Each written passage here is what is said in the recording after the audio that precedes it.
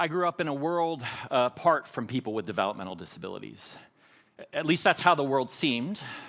I don't remember my peers with Down syndrome or autism or other developmental disabilities really being part of the classes that I took, or the teams that I joined, or even the after-school jobs that I held. And I suspect the same was true for many of you. It was as if our schools and our communities were like perfectly designed to actually keep us apart. But then I stumbled into belonging. It was the summer of my freshman year of college when I received the gift of friendship from Wayne and John Ray and other young adults with developmental disabilities who just embraced me without condition. And as someone who had somehow come to think that my worth was measured most by my achievements or my abilities, each of those relationships reminded me that neither is what makes me, neither is what makes you lovable or valuable. I think it was their all-in presence, their easy acceptance, this really generous friendship and beautiful faith. I experienced belonging. And we're convinced that that kind of encounter should be absolutely unremarkable and ordinary today. At the Baylor Center for Disability and Flourishing, we're working towards that kind of world. A world where people with and without disabilities can live and learn and work and worship in community together, where belonging abounds, where we flourish as one. And yet we have a long way to go in that pursuit, don't we? Reflect with me as I share a brief history here that I hope will resonate with you. You see, at the time I was born, most of our communities had gaping holes. People with developmental disabilities were wholly excluded from most public schools and so many community settings as well. Those doors that were open for so many were closed, opportunities were scarce, and I hope you would agree that our communities were incomplete. But awareness grew, advocacy took root, and laws and policies began to change. But you know, so many communities, they still struggled to respond faithfully.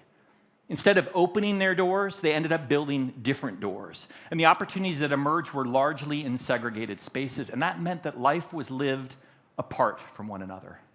But families wanted more, and they pushed, and they pursued, and they cracked those doors open. And people with developmental disabilities were integrated into their local schools and so many other aspects of everyday community life. And yet, there was a certain separation still. It was those special classes down rarely traveled hallways, those group homes in hidden corners of neighborhoods, and being near one another is not at all the same as being with one another. Which takes us to the work that so many of us at Baylor and beyond are working to now to create a world where our friends and family members with disabilities are included in the same classrooms and clubs and schools and colleges, the same workplaces and organizations and everyday community life. We're building a movement of prepositions, from being apart from one another to being among one another to actually now being with one another. But here's the thing, this brief history actually isn't past history at all. This is living history. These are the present-day portraits of communities and cities, of schools and service systems, of workplaces, and even our worship spaces. We still struggle to do life together. Exclusion and separation still exist more often alongside integration and inclusion. And it leads us to wonder, is there actually something more? Something beyond integration, something beyond inclusion? What if what we really long for is belonging? What if what we really long for is belonging? To create communities where we come to see one another in actually fundamentally different ways. We start to see each other not through the lens of labels, but through this lens of deep worth, where every person is seen as invaluable and indispensable, as beautiful and beloved, where every member matters just as much. And this isn't about just sharing space. This is actually about sharing lives, where we become knitted together in a relationship with one another. You see, our friends with developmental disabilities are calling us to a better way of being together. But how do we create communities marked by belonging? Right? We're so grateful for what we're learning through our friends with developmental disabilities and their families who have shared their stories and their struggles and their hopes with our center, who have begun to give us a vision of what belonging might look like as we study those communities that have moved from exclusion to embrace. Here's what we're learning. This beautiful picture of belonging being marked by being present and being invited, of being welcomed and being known, of being accepted and being supported, of being heard, of being befriended, being needed, and being loved. This portrait of belonging reflects the kinds of practices and postures that every community should cultivate. This is a call that requires a response. This is a call that requires response. I want you to reflect with me on the communities that matter most to you. And as I talk about each of these dimensions of belonging, I want you to think about what can you celebrate and where might you call your communities to go next. Because belonging begins with presence. It's about having shared experiences, being in the same places and programs and opportunities as anyone else. That opens up doors to encounters. It leads to shared lives. And yet so many barriers stand in the way of us being present together. Are we reflecting on the barriers that still keep us apart? Barriers of awareness, of attitude, of access, maybe of imagination. To be invited, that's the antidote to absence. It's to have a community to say, we need you here.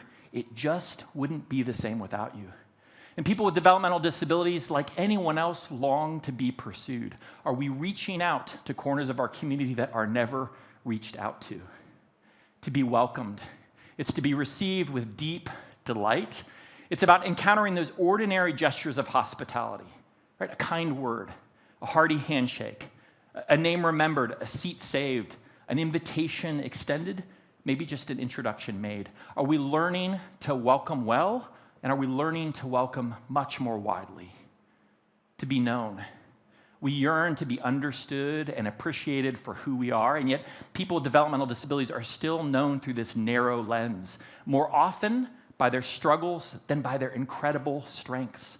And yet belonging grows when we're known by name and when we're received with all of the gifts that we come to bring to community.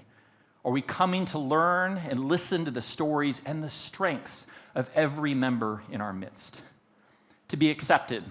This is actually belonging without condition, right? This is the absence of asterisks. And actually, acceptance grows as understanding grows. And it comes through awareness and through education, but actually, most importantly, acceptance comes through relationships. It's actually when strangers become friends, that's when our assumptions about whoever is the other start to melt away. Are we embracing those who have long been excluded? To be supported. Support is actually what makes presence possible. Right? It's the actually tangible way that a community says, we want you here. Are we reflecting and being proactive about the supports that every member needs to flourish in our midst? To be heard. It's to have your voice valued, to have your insights and ideas invited. It's about being part of a community that doesn't assume what matters most to you. They ask often. They listen long. They make sure that people with disabilities are at the table and actually at the head. Are we learning and listening for the wisdom that we actually desperately need? And then there's to be befriended. Relationships are at the heart of belonging. It's the heartbeat of what we do. And it's about having someone in your life that you can walk with and talk with and play with and pray with and cry with and celebrate with and eat with and go to TEDx with, watch the big game with, just do nothing with. It's about having someone who leans into you and whispers, I choose you back. Are we fostering the friendships that we desperately need ourselves? And then there's to be needed. It's about having your gifts received and seen and enriching the entire community. This isn't service to people with disabilities. It's service by people with disabilities, and ministry by people with disabilities, and leadership by people with disabilities. And when you come to be needed, that's when everyone experiences the ache of your absence. Do we see every member of the body as absolutely indispensable? And last, of course, is to be loved. There's something about being part of a community where love is abundant and unconditional. Love is the thing that leads us to invite and accept and welcome and listen and support and befriend and need one another. And where love abounds, that's actually where belonging is much more likely to follow. That's the portrait of belonging that emerges from listening long to the stories and the struggles and the hopes and the hurts of people with disabilities and their families in our midst. And it's a portrait, I think, that also calls us to honest reflection and bold response. Because this is actually a window into what we all want. We all long to belong. Belonging's not a special need, it's actually just a human need.